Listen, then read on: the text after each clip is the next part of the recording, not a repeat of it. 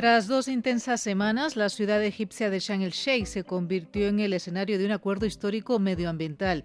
Unos 200 países pactaron el primer fondo destinado a costear los impactos del cambio climático en los países más vulnerables. Ocurrió a últimas horas del pasado 19 de noviembre en la cumbre del clima de la ONU, tras muchas, malas y largas noches para los negociadores, los asistentes y la prensa. Soy Iskra Calderón Ayala y en este podcast hacemos un resumen de lo que fue la COP27, uno de los eventos más relevantes de este año, un 2022 con temperaturas y fenómenos meteorológicos atípicos que cerca de su fin deja más claro que nunca que el cambio climático ya se vive en todos los rincones del planeta. GMT, un podcast de la agencia EFE. El acuerdo parecía que no llegaba y se logró 2 días después de que terminara el programa oficial de la cumbre.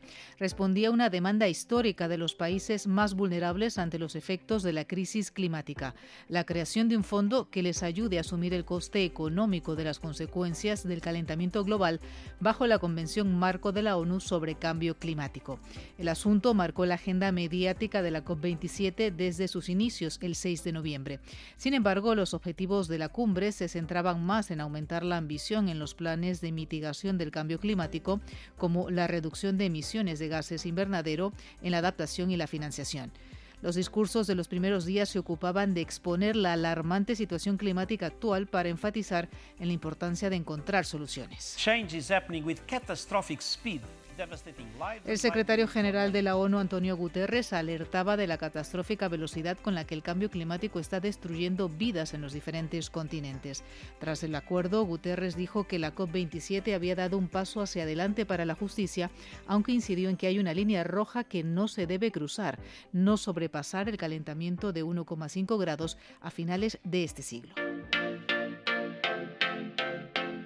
El acuerdo final decepcionó, sin embargo, a la Unión Europea, que esperaba más énfasis en el documento sobre mitigación, con una petición expresa a los países de abandonar progresivamente el uso de combustibles fósiles y no solo del carbón, como plasma la declaración. Lo decía durante la cumbre la presidenta de la Comisión Europea, Ursula von der Leyen.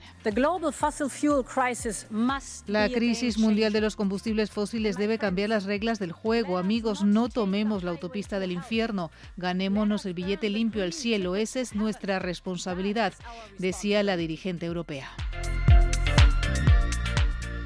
El Fondo de Pérdidas y Daños acordado fue aplaudido por los estados insulares, que estuvieron especialmente involucrados en el diálogo para que los países desarrollados y mayores culpables históricos de la crisis climática pagaran por los fenómenos extremos que sufre en mayor medida el llamado sur global.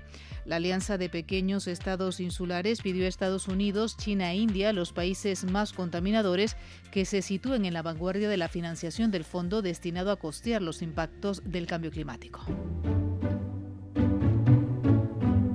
Los países latinoamericanos ponían el acento en la importancia de crear conciencia de la problemática. Brasil reaparecía en este escenario después de que en los últimos años, con el gobierno de Jair Bolsonaro, el cambio climático estaba fuera de su agenda.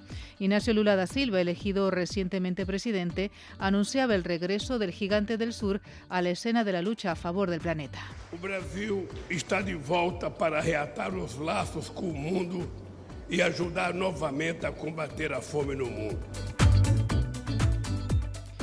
¿Cómo funcionará el fondo? ¿Quién deberá aportar dinero o cuándo estará totalmente operativo?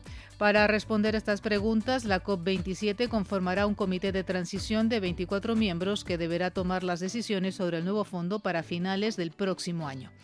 Y así, en un cambio de paradigma, los estados más vulnerables ante los efectos adversos de la crisis climática lograron convencer a los países desarrollados de que tienen la responsabilidad moral de costear los daños económicos que les ocasiona el calentamiento global. GMT, un podcast de la agencia EFE.